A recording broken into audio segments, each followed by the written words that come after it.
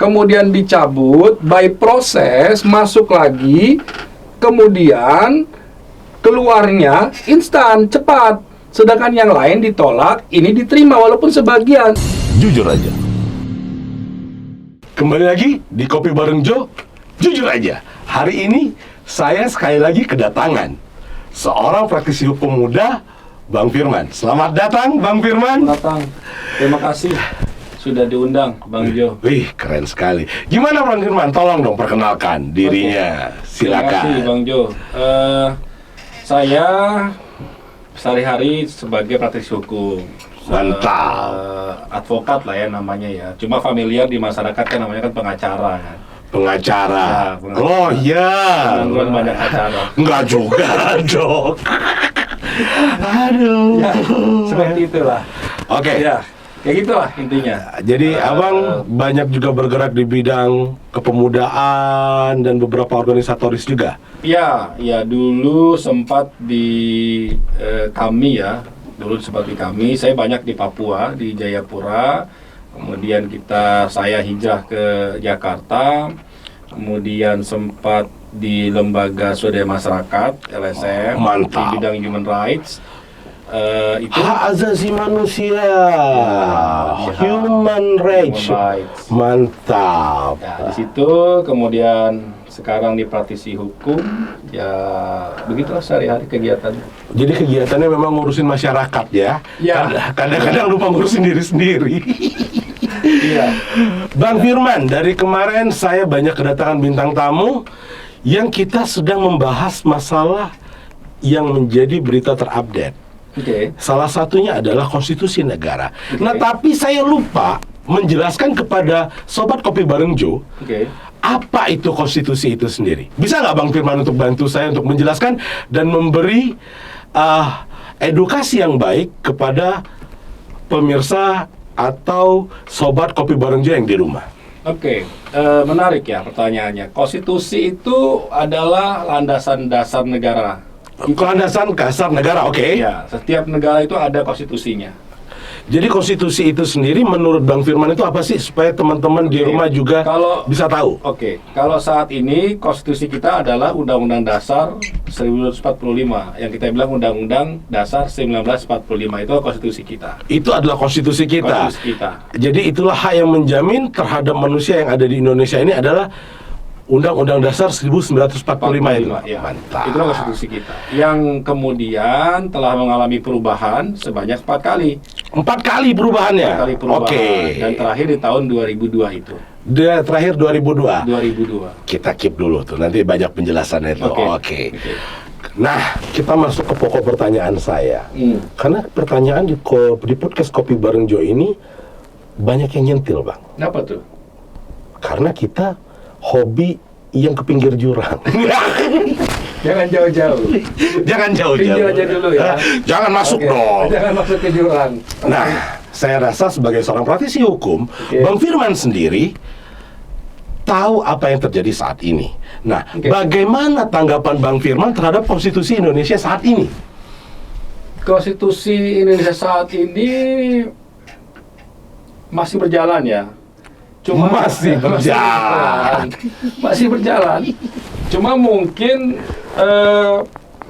kalau saya sih pikirnya karena dahulu Undang-Undang Dasar 45 itu sangat sakral yang tidak bisa dirubah. Karena dulu kita pernah mendengar ya waktu zaman-zaman dulu itu Undang-Undang 45 itu adalah suatu hal yang sangat tabu untuk dibicarakan. Dulu sebelum reformasi. Kemudian ketika sudah masuk reformasi itu jadi tidak bahan tabu. Bahkan ada kalimat kalau Undang-Undang Dasar 45 itu bukanlah kitab suci yang menjadi haram untuk dilakukan amandemen atau perubahan. Dan walhasil Undang-Undang 45 itu berubah sampai di tahun 2002 yang terakhir. Iya, 4 kali perubahan 4 kali seperti perubahan abang-abang itu. sampaikan Oke. tadi. Nah, artinya dengan perubahan dan banyak perubahan sampai keempat itu, di Indonesia itu muncullah satu lembaga yang terbaru yang dari 2002 sampai sekarang masih berdiri kokoh. Yang mana tuh? Mahkamah Konstitusi. Masa kokoh? Iya. Katanya nggak kokoh lagi. Kemarin jebol loh pertahanannya. Gedungnya yang kokoh. Marwahnya yang sedikit agak tinggi. Aduh. Gedungnya yang kokoh. Emang ada marwahnya? Marwahnya yang ringkih ya. Oh, ringkih. Iya. Ini bahasa baru loh di podcast ini. Ringkih. Ringkih. Kayak hobi penyakitan Ya, dong. ringkih Oke. ringkih itu buat kata yang bagus ya. Mau dibilang marwahnya amburadul terlalu kasar. Kita ambil ringkih aja lah. Ringkih. Ringkih. Jadi mudah sakit-sakitan dong. Udah sakit-sakitan karena ada something behind in the skin yang kita tidak tahu lewat pintu mana, jalur mana yang kemudian itu menjadi ringkih.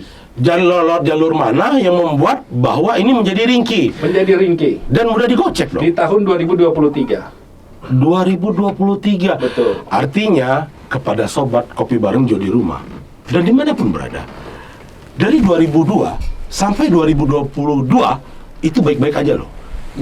2023 baru ringkih. Kayaknya penyakitnya baru datang. Baru datang.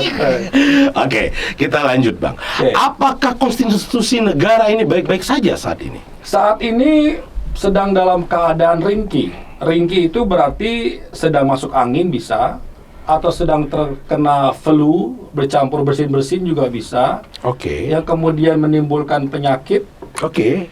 yang semestinya harus diamputasi tapi tidak bisa diamputasi. Kenapa nggak bisa diamputasi? Ya karena pertahanannya yang sangat kuat, kemudian perlu konsensus yang sangat tinggi untuk melakukan amputasi itu. Kemarin sudah ada yang diamputasi. Kepalanya diamputasi, tapi Oh. baik-baik aja. Ya, kepalanya hanya perannya saja, tapi beliaunya masih ada di dalam 9 hakim itu. 9 hakim itu masih ada. Tapi kan kalau kita pakai bahasa abang tadi, kalau flu bisa diobatin. Ya, Tadi juga diamputasi. ya. Kayak cancer dong. Ya, itu sebenarnya cancer. Penyakit yang tidak bisa diobatin tapi hanya bisa untuk diperlambat saja. Ya, obatnya hanya berfungsi untuk memperlambat penyembuhan, tapi sebenarnya solusinya kalau cancer dan tumor itu adalah amputasi. Mau tidak mau. Ya kalau kepalanya diamputasi badannya mati dong. Iya, itu yang saya bilang. Gedungnya masih kokoh, secara fisik masih kokoh, tapi kan jiwa dan marwahnya itu kan ringkih.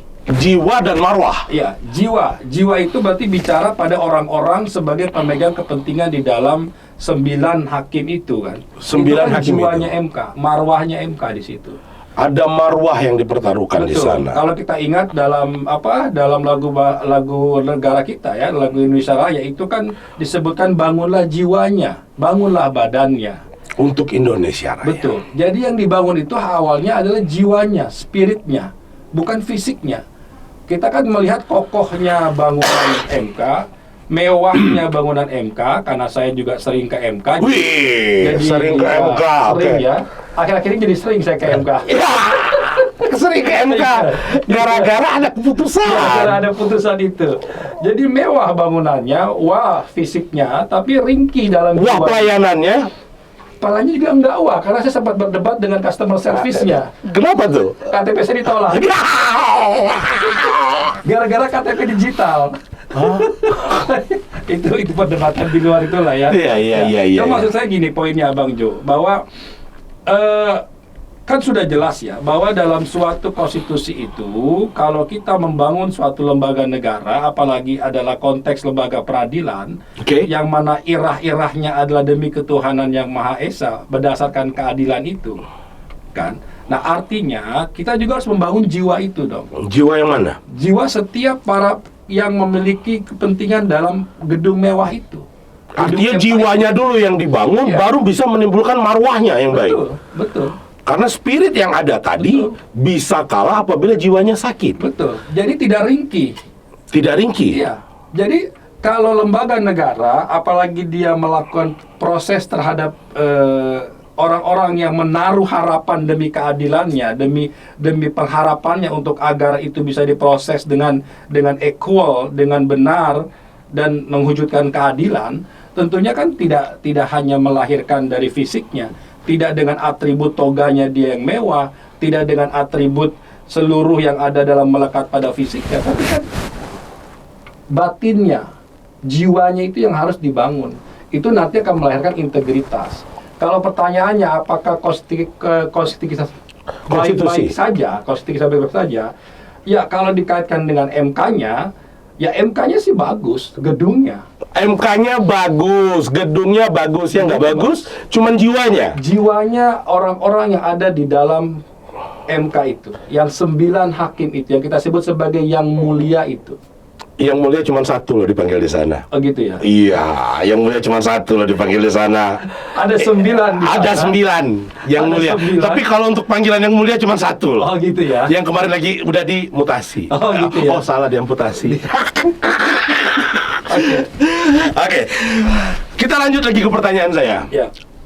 Bagaimana dengan keputusan MK yang telah yang diberikan untuk Bapak AU, kita sebut inisialnya saja, Pak AU, apakah itu cukup untuk membangkitkan spirit atau jiwa yang tadi telah tercabik-cabik?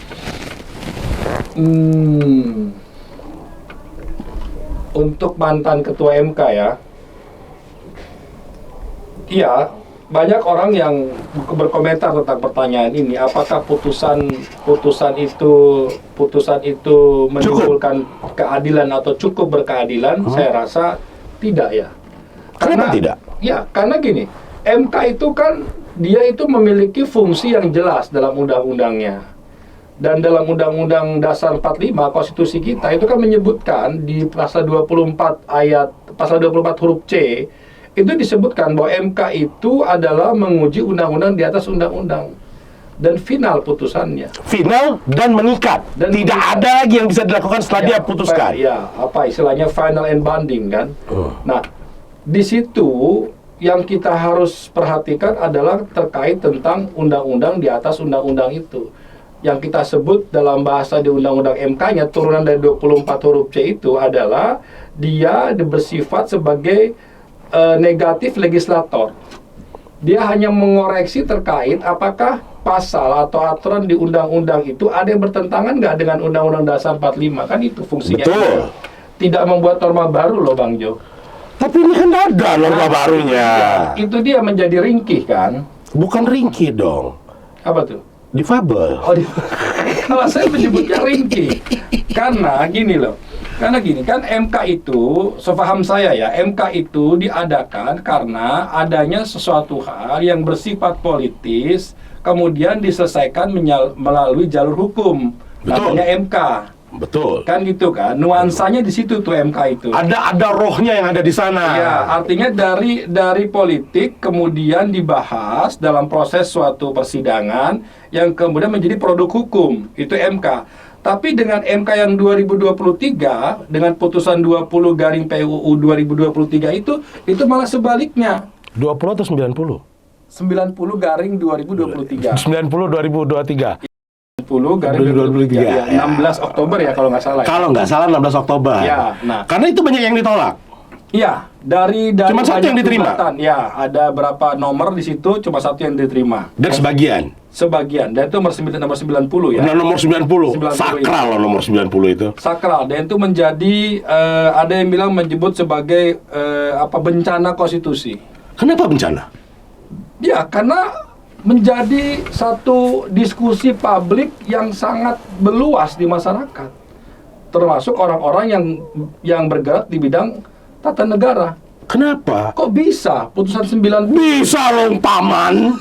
Iya, Bisa loh, kan paman. ya, terlepas uncle atau not uncle, maksud saya gini, kok bisa dari banyaknya nomor perkara yang ada, 90 ini diterima walaupun sebagian. Yang lain kan mahasiswa. Nah, itulah yang saya bilang. Abang sih bukan nggak ada idola. Kalau coba abang ada idola. Itu yang saya bilang, Bang Jo, ada keringkihan di situ kan. Betul. Ada keringkihan di situ. Kenapa? Jadi yang tadinya jalur politik kemudian diselesaikan dengan cara persidangan menjadi produk hukum. Di 90 2023 ini kebalikannya. Yang semestinya dia harus prudent kepada hukum tapi melahirkan produk politik.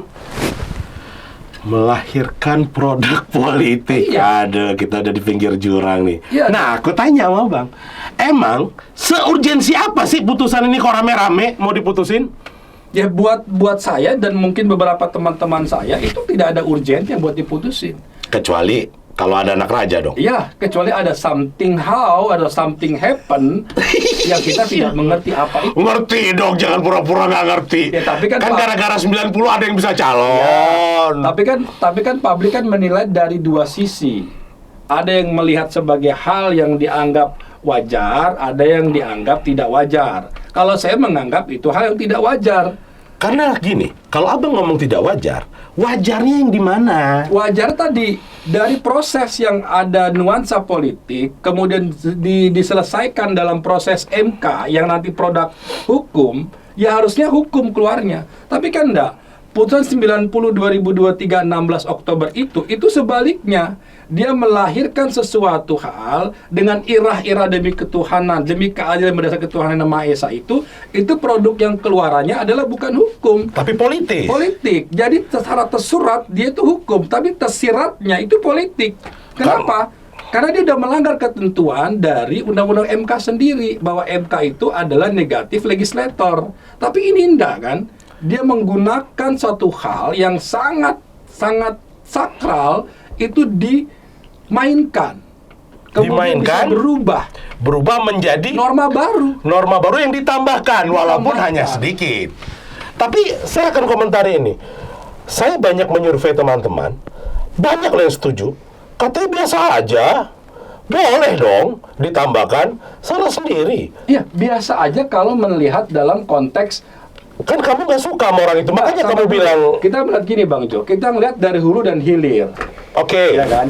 Kalau kami praktisi itu melihatnya itu mindset yang kita gunakan itu adalah dari hulunya dulu, kemudian hilirnya apa? Hulunya apa nih yang di 90 ini? Hulunya itu kan ada beberapa nomor gugatan yang lainnya kan? Ada, banyak. Ada 4 kalau saya tidak 15 kalau nggak salah totalnya. Nah, yang 90 2023 ini udah kan pernah dicabut. Bulan September masuknya. Iya dong. Bulan September, kemudian dicabut, by proses, masuk lagi, kemudian keluarnya instan, cepat. Sedangkan yang lain ditolak, ini diterima walaupun sebagian. Ini kan jadi unik. Jadi hulunya sama, ada suatu prosesnya yang sedikit ketimpangan di situ dan menjadi temuan-temuan pada akhirnya di sidang MK. Oke. Kemudian di hilirnya menjadi gaduh.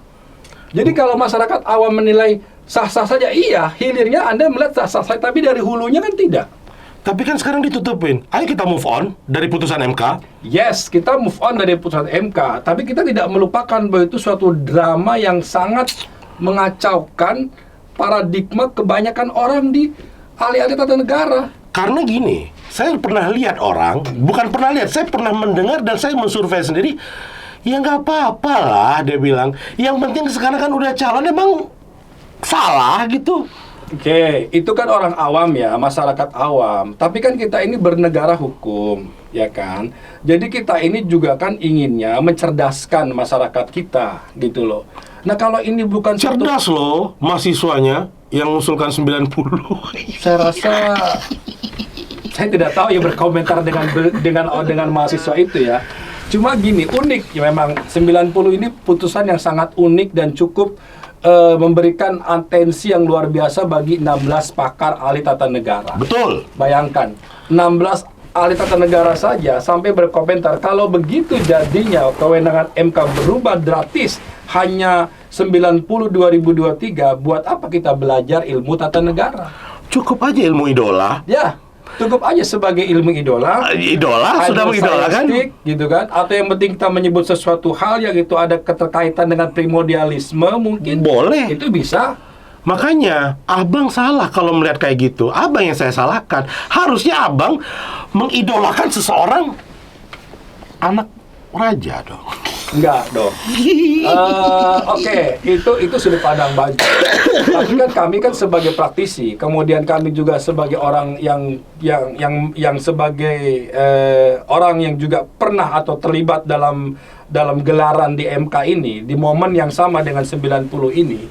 Itu kan melihat bahwa ini ada satu hal yang kita sebut sebagai tragedi konstitusi. Tragedi, oke, gas. Come on. Gitu loh, tragedi konstitusi. Kenapa? Karena di 90 ini ketua MK saat itu sudah bahasa kalau orang main bola itu sudah offside. Nggak offside. Offside dong. Enggak dong. Dia kewenangannya harusnya negatif legislator, tidak boleh menambah norma. Kenapa dia tambah norma di situ? Kemarin dibantah sama dia. Alasannya apa? Saya nggak tahu. Loh, saya nggak tahu. Enggak dong.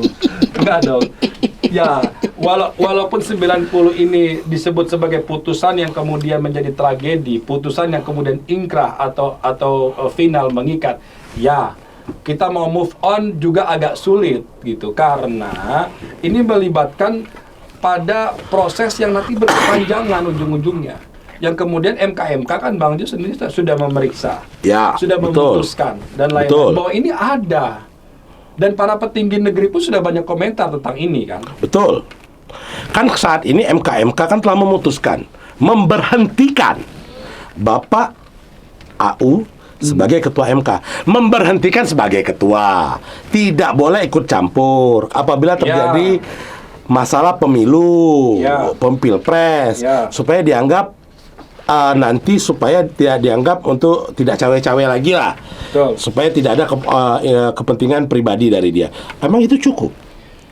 Ya, saya mengutip putusannya ya kan, kalau saya baca di sini kan, beliau itu dilarang untuk tidak melibatkan diri dalam pemeriksaan pengambilan keputusan dalam perkara perselisihan hasil pemilihan presiden, wakil presiden, anggota DPR, DPD, DPRD, pemilihan gubernur, bupati, wakil wali kota yang memiliki potensi timbulnya benturan kepentingan, begitu ya. Dan dia sanksinya pelanggaran berat. Dia melanggar pasal 41 huruf C, 47 peraturan Mahkamah Konstitusi itu sendiri. Itu kutipan dari Ketua MKMK Profesor Jimli Asidik. Namun uniknya, saya katakan unik ya. Unik lagi, tadi ringkih, sekarang unik. Ya, unik karena disebut sebagai pelanggaran berat, tapi hanya diganti posisi.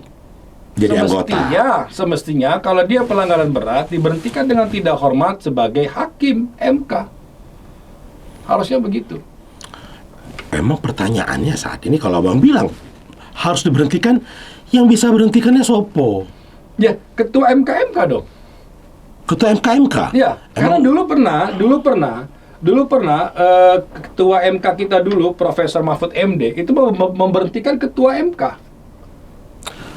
Kasus tipikor. Oke, itu kan terbukti, Nah, pidana. sebelumnya itu masih tersangka. Jadi waktu itu Prof. Mahfud MD berani untuk memberhentikan. Ya, belum terpidana. Belum terpidana, Beliau baru masih tersangka. Iya. Tapi itu kan kalau bukan pamannya. Iya, enggak. Saya Kok ya enggak? saya tidak melihat itu sebagai angkel atau angkel status ya. Saya nggak Main aman Ya, juga. saya tidak melihat itu ada hubungan itu, tidak. Mau saya gini loh, kalau kita bicara hukum, bicara penegakan hukum ya harus bicara tentang normatifnya. Gitu loh. Jangan kita kemudian tidak equal gitu loh. Kalau emang ada pelanggaran kode etik dari sini, ya berhentikan. Tapi tidak digeser posisinya. Digeser. Ini digeser. Dari ketua menjadi anggota biasa. Iya, harusnya diberhentikan. Harusnya diberhentikan. Dari hakim MK. Itu harusnya keputusan yang sangat layak. Iya, karena sama-sama pelanggaran berat. Ini pelanggaran berat buat keponakan loh. Oh, saya nggak ngelihat dari status itunya. Bukan untuk pelanggaran berat untuk pidana korupsi loh. Ya, saya tidak melihat dari status itunya, Bang Jo. Saya melihat bahwa kalau memang ini bunyinya adalah pelanggaran berat, maka statusnya adalah pemberhentian. Pemberhentian dengan tidak hormat dong. Iya dong, dengan tidak hormat, tapi bukan digeser. Ini hanya digeser. Dan dari tidak boleh ketua menjadi anggota. Yang tidak boleh untuk menangani sengketa pilpres, pemilu dan DPRD, DPR RI dan sebagainya lah. Ya. Yang boleh hanya untuk pengujian undang-undang saja. Ya. Nah, ini kan menjadi sesuatu yang menarik, Bang Firman. Ketika ini hanya telah terbukti menjadi keputusan yang salah. Maksudnya telah diambil karena ada pelanggaran berat di sana. Nah, aku tanya nih, untuk keputusan nomor 90-nya sendiri, kalau sudah itu sebenarnya layak nggak sih untuk ditindaklanjuti? Karena di situ kan ada pelanggaran hukum beratnya dari yang pengambil keputusan. Tidak lanjuti untuk direvisi atau bagaimana? Layak nggak sih digunakan? Ya, dia sudah ingkrah, Bang Jo. Jadi walaupun itu terbukti bersalah, Ya. karena dia sudah inkrah, Ya. udah nggak bisa diapa-apain lagi. Saya belum pernah menemukan atau saya belum pernah meriset adakah putusan MK yang kemudian di-challenge kembali karena dasar temuan dari MK di-challenge kembali dalam uji materi atau formil di MK dengan putusan yang sama. Saya belum pernah menemukan itu atas dasar dari MK. Saya belum pernah ada pertemuan seperti itu, dan itu kemarin diajukan oleh beberapa orang. Apakah itu nanti diterima? Saya rasa tidak, karena pasti bunyinya telah kehilangan objek, pasti bunyinya pasti begitu ujung-ujungnya. Kayaknya hafal itu kata-kata dengan kehilangan objek. Kalau kehilangan objek, hafal itu. Pasti nanti hakim MK yang baru ini, yang ketua MK baru ini pasti akan mengatakan bahwa telah kehilangan objek. Kenapa? Karena sudah jelas kok 24C Undang-Undang Dasar 45 Konstitusi kita itu menyebutkan bahwa putusan MK adalah final dan mengikat. Tidak bisa diganggu gugat Kecuali lagi. kalau Anda merubah amandemennya. Dirubah lagi amandemen. Iya dong. Perubahan amandemen kelima kalau perlu di 2023 karena ada tragedi konstitusi. Harusnya. Wow. Itu solusinya. Rubah 24C yang ada kata kalimat mengikat dan final itu di-drop, Dirubah. Yang boleh ngerubah itu siapa? DPR. DPR. Ya dong. Kalau dekret, Nggak bisa dekret. Apa kegentingannya? ya sama. Emang putusan 90 ada urgensinya cepat-cepat diputusin? Ya itu tidak milik kegentingan. Ya artinya itu tidak bisa lagi kita benturkan. Itu sudah inkrah. Udah inkrah. Ya, artinya kita belajar dari pengalaman ini. Oke, ada masalah nih di konstitusi kita. Ternyata ada celah-celah hukum yang itu harus kita pelajari, kita tutup agar di kemudian hari sistem hukumnya berjalan gitu loh Bang Jo. Jadi supaya nanti sistem hukumnya kita lebih berjalan seperti itu. Karena kan gini, kita itu kan seringkali tambal sulam. Maksudnya? Any something happen, kemudian Oke. berubah menjadi tragedik di Indonesia, baru buru-buru kita rapat. Membuat suatu formulasi hukum yang baru, regulasi yang baru. Kita nggak bisa berpikir bahwa bagaimana kita untuk memproteksi. Kita tahu bahwa ada ius constituendum. Oke. Yang itu berpikir untuk jangka depannya gitu kan. Kita belum mampu tuh memproteksi sejauh itu. Ternyata ada tragedi konstitusi di 90 yang ini final mengikat, yang tidak ada lagi celah untuk kita upaya hukumkan. Makanya saya mengambil sikap di beberapa cuitan saya di X adalah, kalau begitu solusinya adalah kita amandemen 24C. Di amandemen kan? Ya dong. Kita minta RDPU dong. Ya, kita minta 24C itu kita revisi menjadi bahwa ada upaya hukum baru namanya PK misalkan. Supaya agar nanti apabila terbukti itu adalah permasalahan, Ya. intervensi ataupun Ya. terpengaruhi. Ya. Jadi kemarin ada Bang Andre mengatakan bahwa konstitusi itu harusnya membawahi kekuasaan. Nah saat ini kan ada kekuasaan yang membawahi konstitusi. Nah apabila ditemukan kita amandemen lagi nih, permintaan amandemen bahwa bisa dilakukan PK dengan temuan apabila hakimnya bermasalah. Betul. Seperti itu. Kalau sekarang kan nggak bisa. Ya memang nggak bisa lah. Karena final and binding. Nah, kalau kita rubah 24C bahwa bisa dilakukan peninjauan kembali hanya PK dengan novum misalkan. Nah, novumnya apa? Misalkan nih kita berandai bahwa ada upaya hukum baru terhadap 90 itu. Novumnya adalah putusan MK.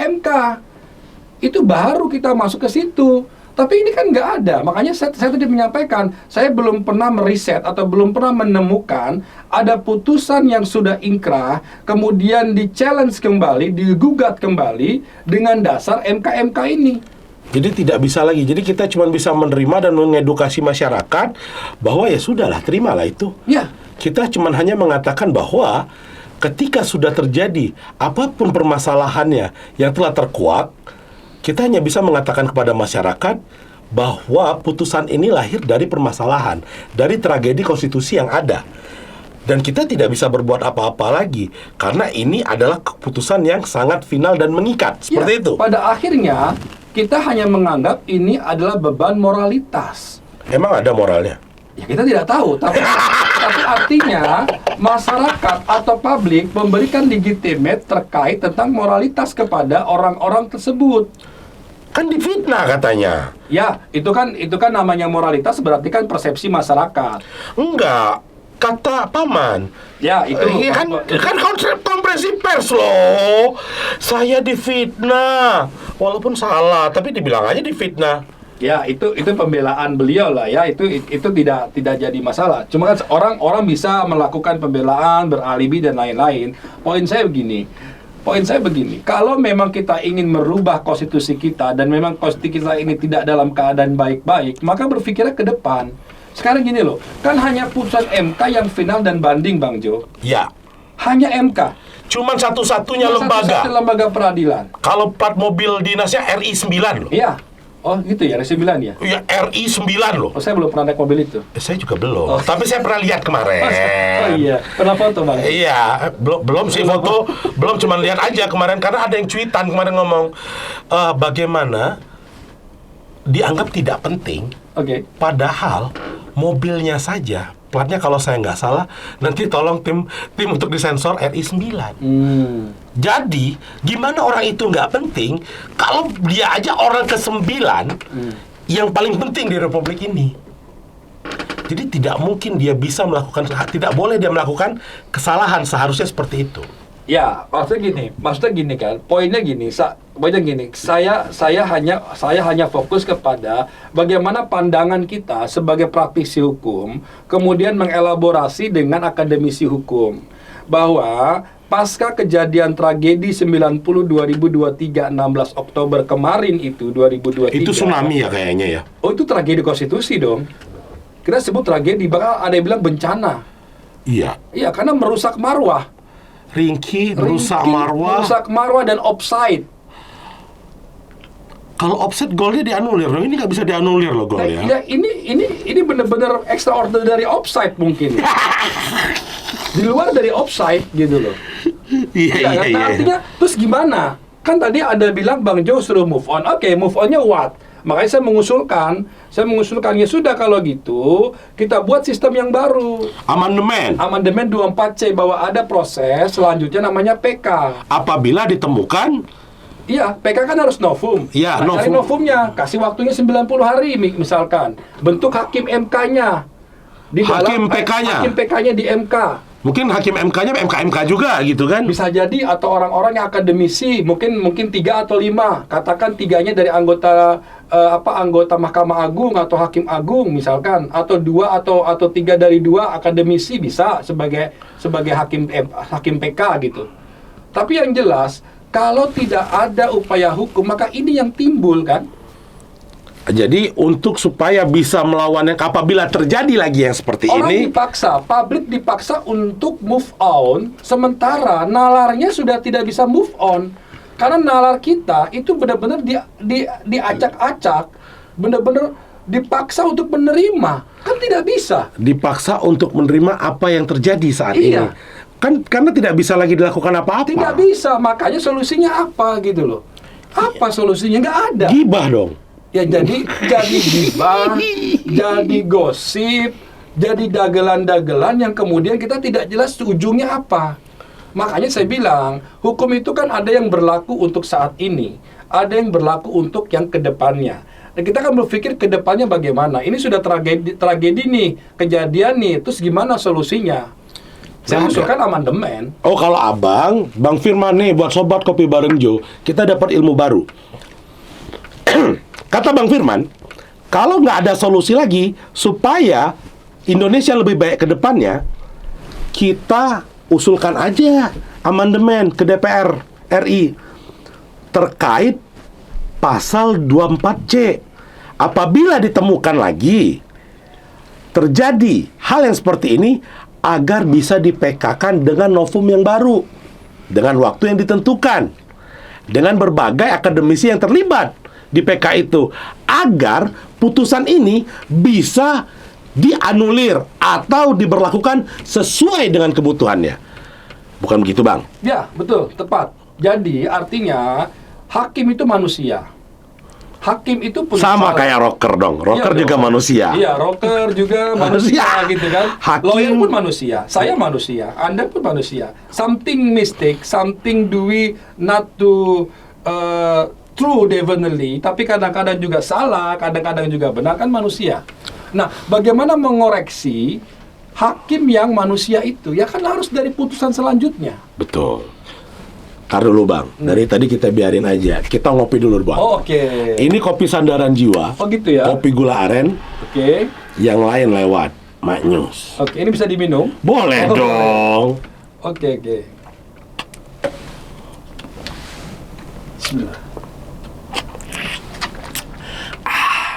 Mantap. Nggak terlalu manis ya? Memang rasanya sesuai dengan kebutuhan ya Bang. Oke. Mantap. Cocok buat yang kena diabetes. Rasanya pas, gulanya gula aren. pas. Terasa kopinya juga. Nggak Mantap. menghilangkan kopinya.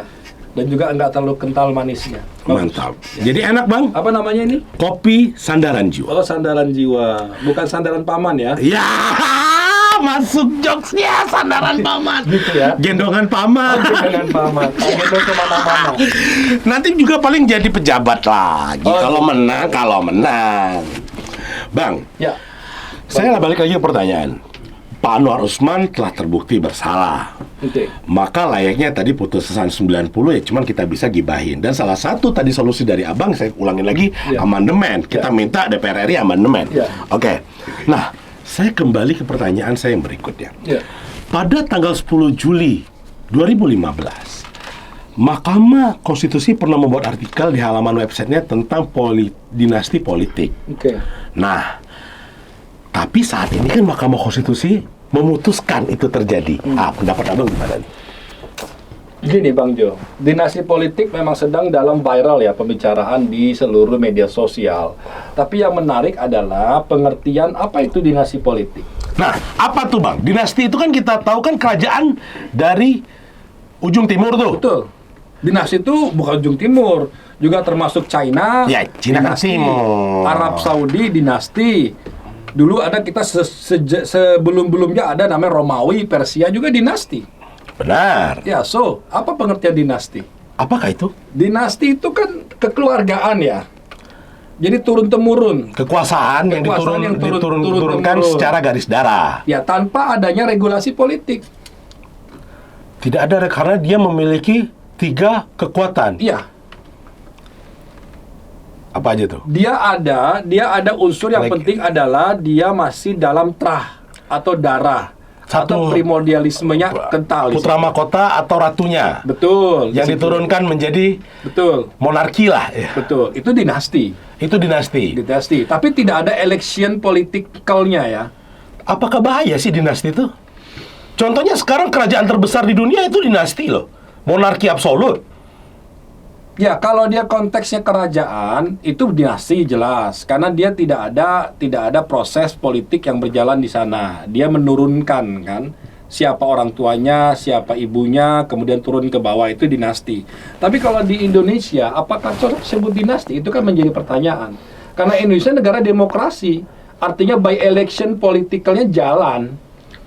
Nah, saat ini kan kalau kita lihat ada yang terjadi.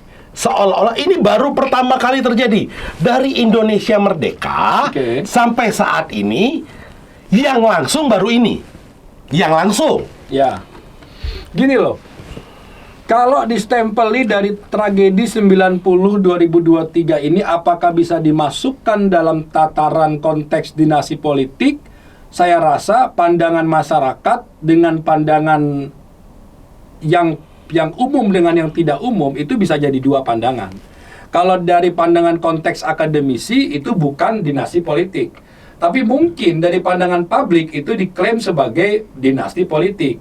Kenapa? Karena kita melihat katakan 90 itu memberikan peluang pada seseorang yang masih dalam trah kekuasaannya, kemudian dia jadi.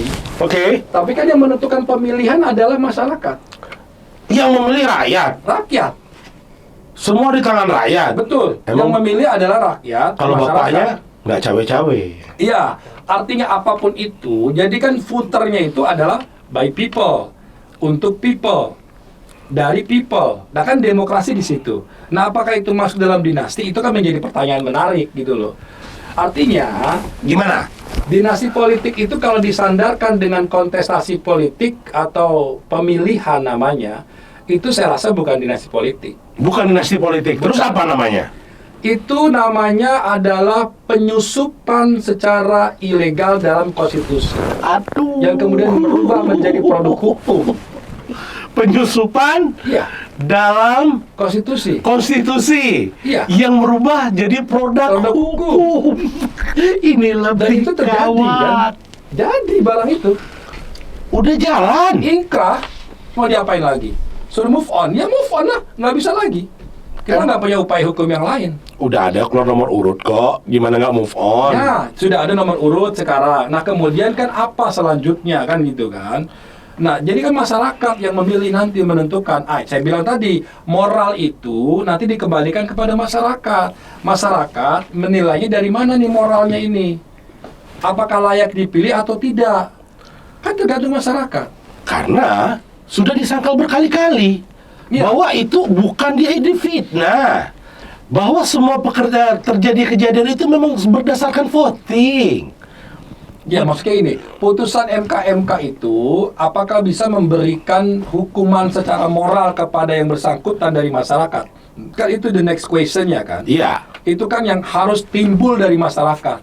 Tapi kan Bang Jo, masyarakat kita ini kan unik. Masyarakat kita ini unik. Uniknya kenapa? Karena kita ini lintas dari banyak suku, lintas dari banyak budaya.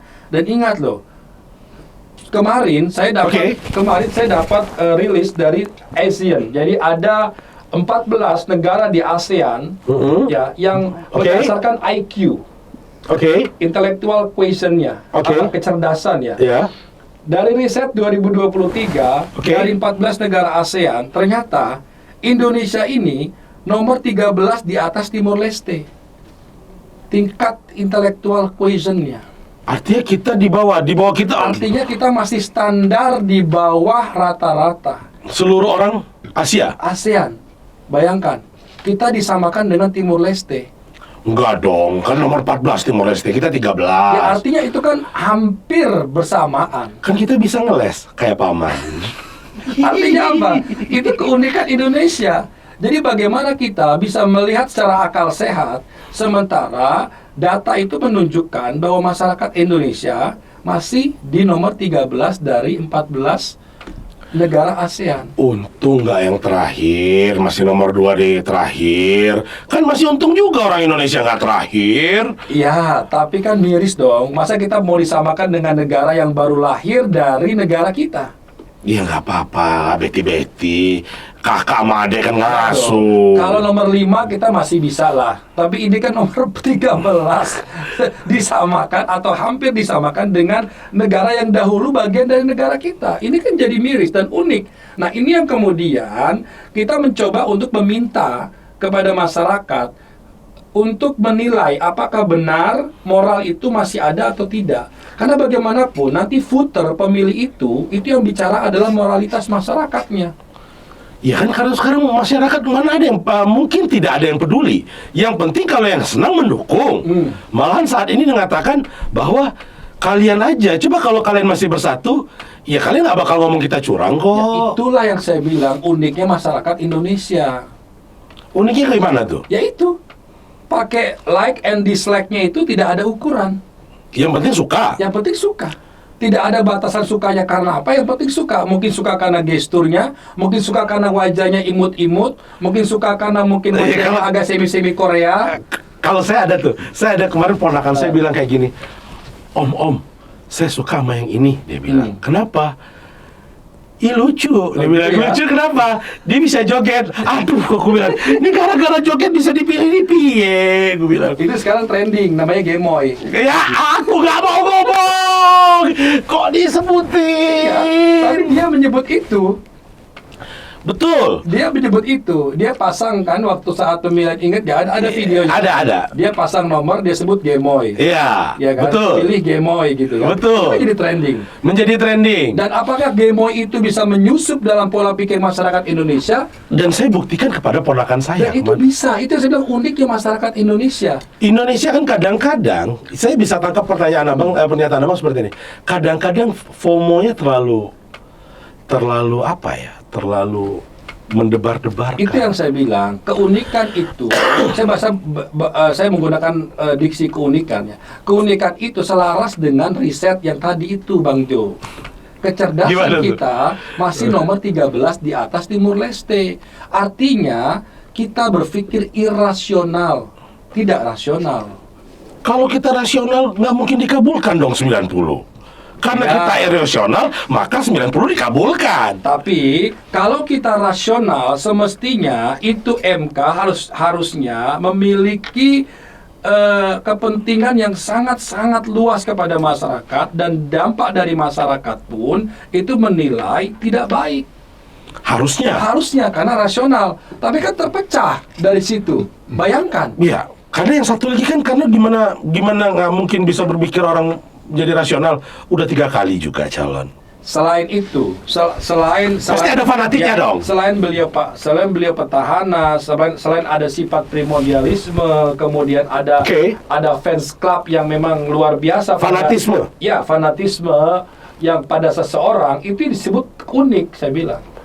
Karena kita tidak mampu atau belum mampu untuk menuju sekelas Singapura. Anda tahu nomor 1 dari 14 negara ASEAN siapa? Yang Siapa? paling pintar secara otak, Singapura. Iya, dia kan memang pintar Dan Anda Singapura. tahu Thailand itu nomor 5, Filipina nomor 4. Oke. So, padahal secara pendidikan kita ada Gajah Mada, kita ada Universitas Indonesia.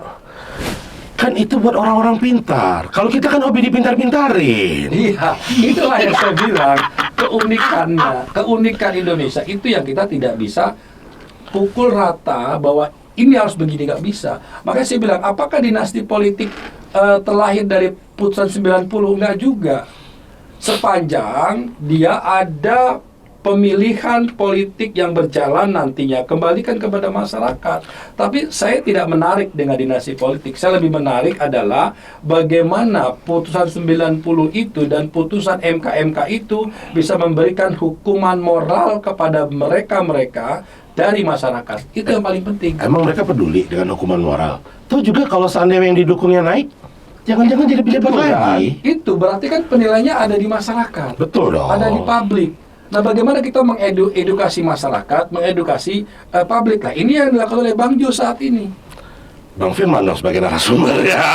Saya diundang oleh Bang Jo. Artinya kita mencoba untuk membangunkan nalar publik bahwa ayo, ini nalarnya sudah benar-benar di ujung tanduk. Ini harus diselesaikan, jangan sampai kita jatuh lagi. Ya karena kan sekarang yang saya kemarin sempat kaget dengan beberapa saya survei. Saya ulangi lagi Bang. Ketika kemarin saya survei, mereka mengatakan itu di luar pikiran saya, mereka menjawab. Kau bukan suka sama dia, jadi kau bilang dia curang. Coba kalau kau suka, tentu kau lebih suka ketika itu ditambah Betul. dengan seperti itu. Ya, jadi kan irasionalnya hidup di situ kan. Mereka tidak mengatakan bahwa ini lahir dari tempat ada yang salah. Iya, Tapi mereka mengatakan ya karena kau nggak suka, artinya kau membuat ini menjadi booming. betul. Coba kalau kau suka, malah kau bersyukur karena mendapat superpower yang baru, kan seperti itu. Dan apakah Bang Jo merasa berhak untuk menyalahkan pendapat itu? Tidak. Tidak. Karena basic dari konteks hukum yang dan dibenturkan dengan HAM itu pilihan kan? Karena dia sudah mengatakan seperti itu. Jangankan saya bilang orang yang saya bertanya, yang bukan saudara, saya yang tadi saya bilang keponakan saya aja, saya bilang kaget Nah, loh. itulah. Ih gemoy, dia Nah, bilang aduh. Gemoy, kemudian lugu, lucu, mirip kayak bintang Korea. Kan ada sekarang Bukan, tuh. kalau bintang Korea emang enggak. Agak-agak mirip lah ya. Enggak loh. Kan bagi masyarakat yang fans Korea kan bisa. Tapi kalau hobi joget dibilang iya. Ya, itu bisa. Jadi maksud saya gini, jadi menilainya tidak dalam sisi yang berbeda, tapi ada sisi yang lain.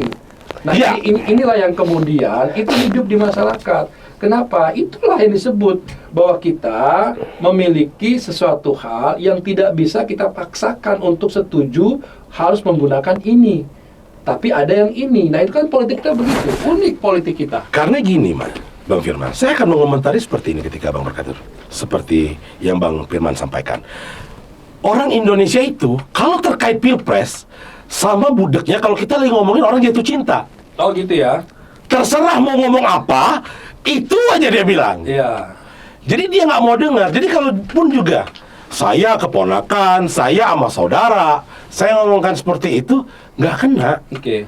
Jadi mungkin dengan pembahasan kita malam ini mereka mendengar, oh rupanya yang dikatakan itu yang nggak benar itu karena dari prosesnya, Iya. bukan karena di hulunya, hilirnya yang salah. Kalau orangnya nggak apa-apa, siapapun yang mau dicalonkan, siapapun yang mendapatkan tiket karena adanya ini, itu nggak masalah. Oke. Tapi untuk mendapatkan tiket ini, inilah yang membuat masalah. Iya. Kan seperti itu, Bang? Iya.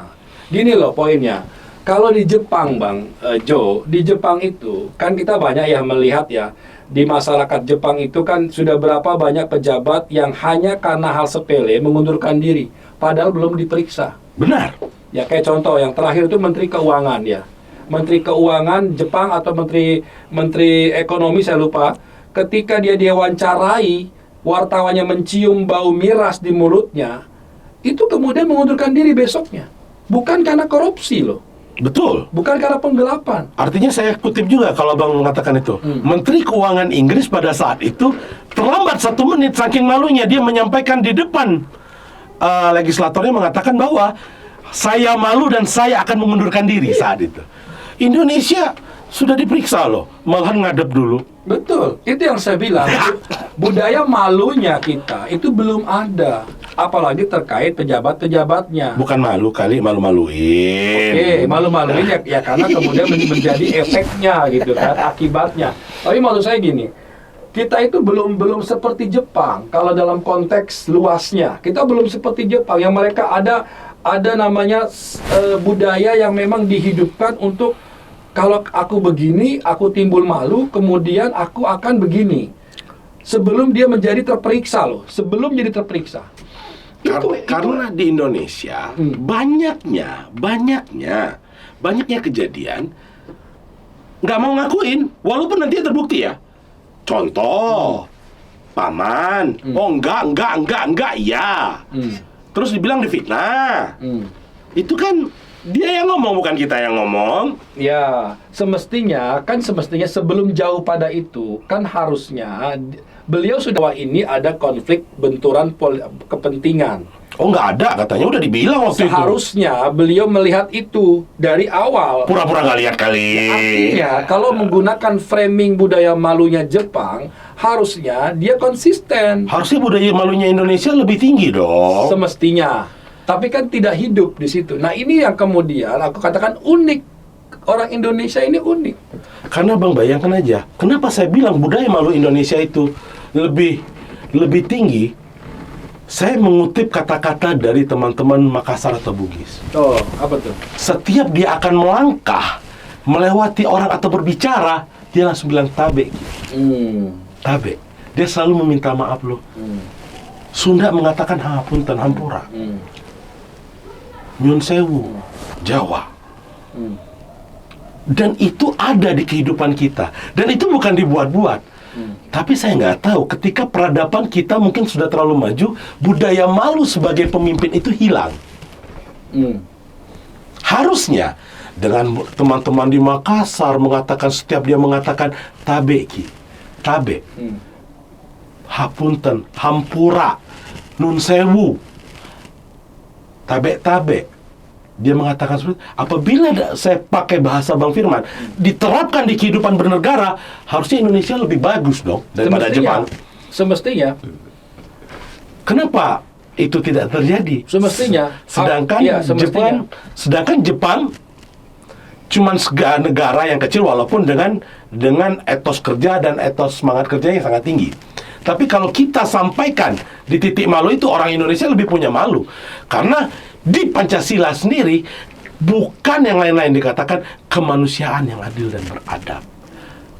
Kemanusiaan yang adil dan beradab. Adab manusia kan juga dimalu, Bang. Iya, semestinya. Saya rasa orang-orang itu nggak hafal Pancasila deh. Pancasila di Indonesia itu kan hanya dijadikan suatu asas yang kemudian menjadi seolah-olah sebagai takaran nilai politik. Itu yang kemudian dinilai oleh masyarakat Indonesia. Harusnya kan mereka kan memahami. Harusnya Pancasila itu sebagai budaya, sebagai culture. Iya dong. Kalau di Jepang itu Bang Jo, itu dikenal dengan namanya Bushido. Bushido ya. Ya, Bushido itu diantaranya adalah budaya malu.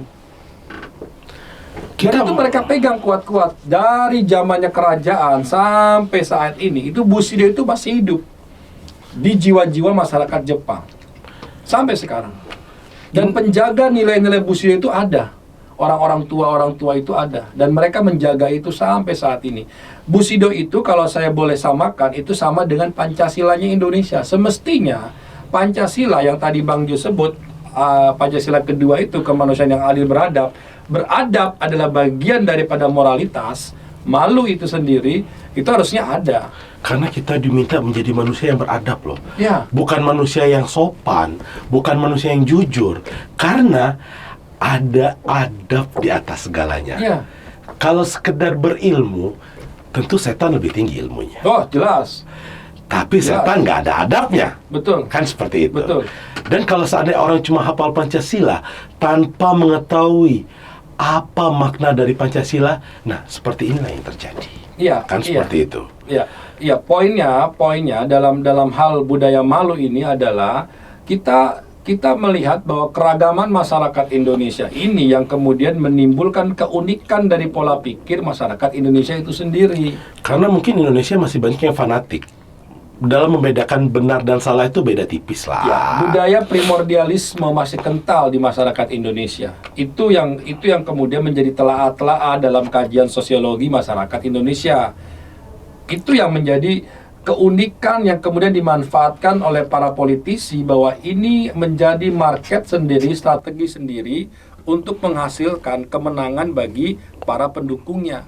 Bagi sekelompok orang. Iya. Oke. Kalau saya kan konteksnya adalah bagaimana putusan ini kemudian bisa menimbulkan moralitas dari masyarakat untuk menghukum mereka-mereka ini yang ada di dalam jalur itu. Yang sengaja membuat ini seolah-olah menjadi benar padahal dengan cara yang salah. Betul. Artinya masyarakat bisa melihat, oke, kita nggak punya lagi amunisi untuk menggugat 90/2023. Kita lihat aja dari putusan MK bahwa benar terbukti mereka melanggar etik. Tuh, untuk Sobat Kopi Bareng Jo, bahwa yang harus kalian dengarkan adalah putusan nomor 9 itu benar loh salah. Benar loh ada yang curang di sana. Jadi bukan hasilnya, bukan yang memanfaatkannya, tapi hasil yang ditimbulkan oleh putusan ini itu dari hasil yang salah. Prosesnya salah. Ya, prosesnya. Seperti itu. Jadi bukan yang memanfaatkannya nggak salah, tapi proses hingga ada yang bisa memanfaatkan. Nah, inilah yang salah. Jadi bukan karena membenci, jangan dibilang dengan kata-kata seperti ini ada yang membenci. Tidak, yang menggunakan hasilnya silakan. Karena nomor 90 udah nggak bisa diapa-apakan lagi. Betul. Ya kan? Betul. Sudah mengikat. Nah, Bang Firman, saya akan lanjutkan pertanyaan saya. Ya. DPR atau MK kah yang sebenarnya layak dalam membuat atau mengubah undang-undang? DPR lah. Yang layak mengubah undang-undang. Membuat norma baru. Iya, membuat aturan baru. DPR ya? Karena undang-undang dasar. Itu amanah. Oke. Jadi amanahnya mengatakan bahwa anggota DPR lah yang bisa mengubah atau menambah norma baru dalam undang-undang. Ya, selain DPR memiliki kewenangan untuk budgeting atau anggaran, dia pun DPR bisa menggunakan kewenangannya terkait masalah legislasi kan, undang-undang. Jadi sebenarnya menurut Bang Firman nih, ya, yang layak DPR apa MK? Ya DPR lah. DPR? Ya, karena prosesnya akan panjang di DPR. Kalau MK itu kan prosesnya kan hanya berapa hari saja. Saya ingat dalam rilis di website MK, MK pernah memeriksa suatu perkara terkait undang-undang apakah bertentangan dengan undang-undang dasar, itu paling lama 150 hari. Pernah itu rekornya MK.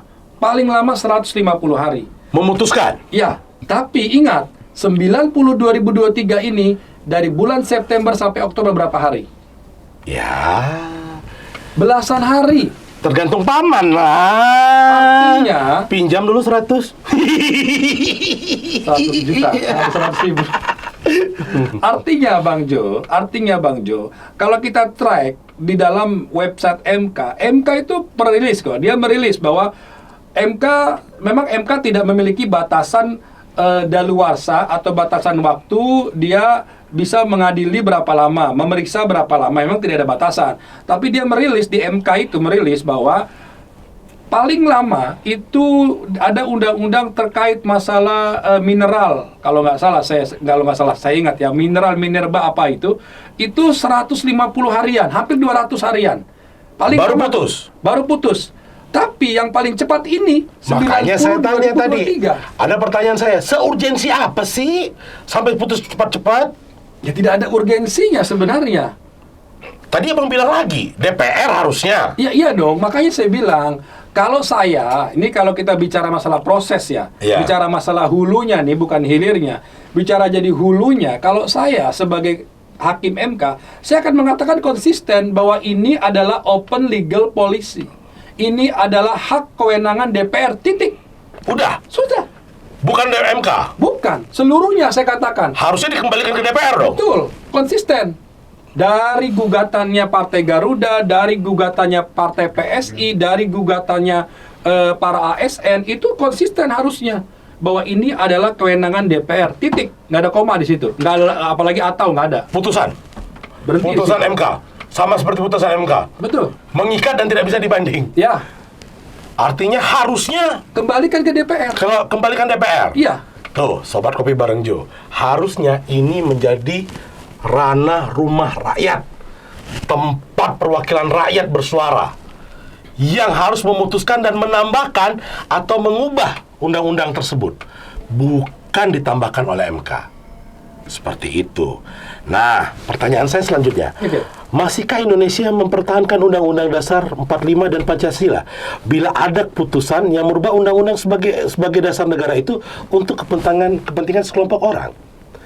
Kita tidak sedang dalam membicarakan bila mana ada lumbung padi yang kemudian banyak tikusnya. Kemudian kita tidak sedang dalam pemikiran kita harus membakar lumbung padinya, tidak kan? Tapi Betul. kita bagaimana cara memikirkan tikus itu? Bagaimana tikus itu supaya mati? Diracun aja dong. Tikus-tikus itu yang harus kita selesaikan kan, bukan lumbung padinya yang dibakar kan? Tapi kalau tikusnya kebanyakan, kan repot juga, Bang. Ya bisa kita selesaikan. Artinya gini loh, kita tidak ingin ada sistem yang kemudian kosong kita biarkan, agar orang-orang ini yang kemudian nanti berganti menjadi oknum itu bertambah. Jadi kalau kita melihat dalam hal ini, apakah Undang-Undang Dasar masih bisa dipertahankan? Apa Pancasila? Jelas masih dong. Masih. Apalagi Pancasila itu harus, karena Pancasila itu sudah benar-benar pemikiran para tokoh, the founding father kita udah memikirkan jauh-jauh hari, dan itu sebagai rumusan yang sangat sempurna bagi jati diri bangsa, bagi seluruh rakyat Indonesia. Pancasila dan Undang-Undang Dasar 45 tidak ada yang bisa ditawar harusnya. Kalau Pancasila yes, urutannya, redaksinya itu tidak bisa diubah. Pancasila harga mati. Nah, tapi kalau Undang-Undang Dasar 45 itu bisa ada kemungkinan kita rubah. Karena faktanya kita berhenti di 2002. Harusnya masih bisa kita amandemen lagi. Betul. Seperti yang Abang sampaikan Saya awal. usulkan yang kelima di 2023, karena sudah banyak menyebut ini adalah tragedi konstitusi, bencana konstitusi, maka jadikan momen 90 2023 ini adalah momen kegentingan yang sangat besar bagi bangsa ini untuk mengamandemen 24 huruf C itu. Agar Indonesia ke depannya lebih baik lagi. Lebih baik lagi, tidak ada lagi putusan pengadilan yang itu hanya pada satu putusan, tapi bisa dilakukan upaya hukum selanjutnya. Walaupun cuma sekali upaya hukumnya. Ya, saya mengusulkan PK, cukup di PK, novumnya temukan di putusan etik. Kalau apabila diputuskan di MK-MK-nya terbukti. Ya, Apabila terbukti baru bisa di PK agar tidak ada kegaduhan atau kegibahan di masyarakat kita. betul. Kegaduhan, kegibahan, apalagi gosip, apalagi fitnah. Nah, ini kan dibilang ada yang difitnah. Cuman difitnah doang. Betul. Jadi untuk tidak lagi mencari pembenaran dari sisi satu, kemudian klaim kemenangan dari sisi yang lainnya, artinya yang satu merasa benar, yang satu merasa salah, yang satu merasa dizolimi, yang satu merasa menzolimi, itu tidak lagi ada itu, kita perbaiki sistemnya. Itu Bang Jo. Oke, Bang Firman. Menurut Bang Firman, apa yang pesan yang Abang akan sampaikan kepada seluruh masyarakat Indonesia dan khususnya Sobat Kopi Bareng Jo? Pesan yang mungkin bisa saya sampaikan adalah bahwa kita jangan serakah lah. Jangan serakah. Jangan serakah. Manusia dari tanah akan kembali kepada tanah. Itu.